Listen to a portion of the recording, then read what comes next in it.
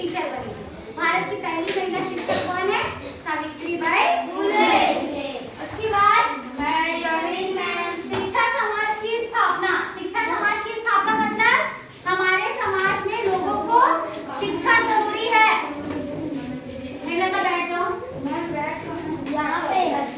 हमारे समाज में शिक्षा जरूरी है। शिक्षा मतलब हमारे समाज में शिक्षा जरूरी है मतलब क्या होगा? इधर देखो, शिक्षा मतलब शिक्षा लड़कों के लिए भी और शिक्षा लड़कियों के लिए भी। ठीक है, पहले लड़कियों को पढ़ने के लिए दिया जाता था, उसी के लिए इन्होंने एक लड़कियों के लिए अलग से स्कूल खोला जिसमें लड़कियों को भी पढ़ने का अवसर मिलने लगा और तब से फिर लड़कियां स्कूल जाने लगी। पहले लड़कियां स्कूल नहीं जाती थी। ठीक है, उसके बाद है छुआछूत व अस्पृश्यता के विरोध हेतु शिक्षा। पहले के लोग जो है वो छुआछूत बहुत मानते थे।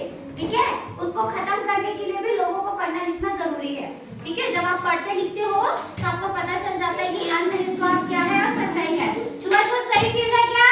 नहीं है। छोटा बड़ा अमीर गरीब ये सब चीज सही चीज है क्या? नहीं है। तो जो छुआछूत होता है उसको खत्म करने के लिए भी सावित्रीबाई फुले ने बहुत कोशिश की और लड़कियों को और लड़कों को बहुत ज्यादा शिक्षित किया ताकि हमारे समाज में छुआछूत वाली सोच क्या हो जाए? खत्म हो जाए।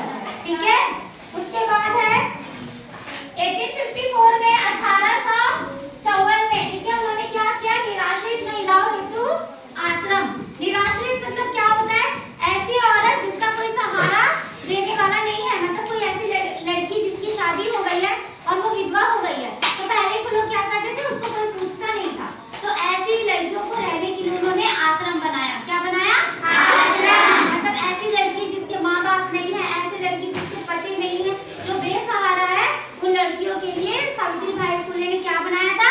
आश्रम।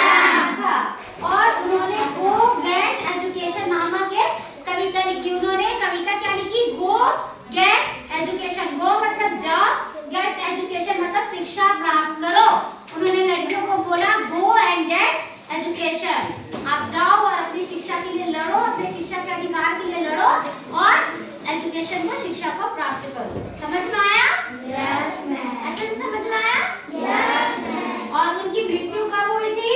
10 मार्च 1897।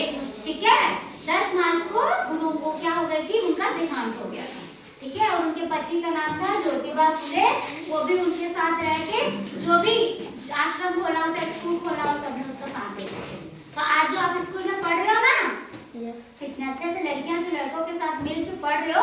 पहले के जमाने में लड़कियों को ऐसे बैठ के साथ में शिक्षा नहीं दी जाती थी, लड़के और लड़कियों को अलग अलग रखा जाता था। लड़कों को बस पढ़ने की आजादी थी, लड़कियों को घर में बस चूल्हा चौका करो, खाना बनाओ, खाओ, 12-13 साल का शादी करके भगा देते थे। बाल विवाह करते थे। बाल विवाह समझते हो?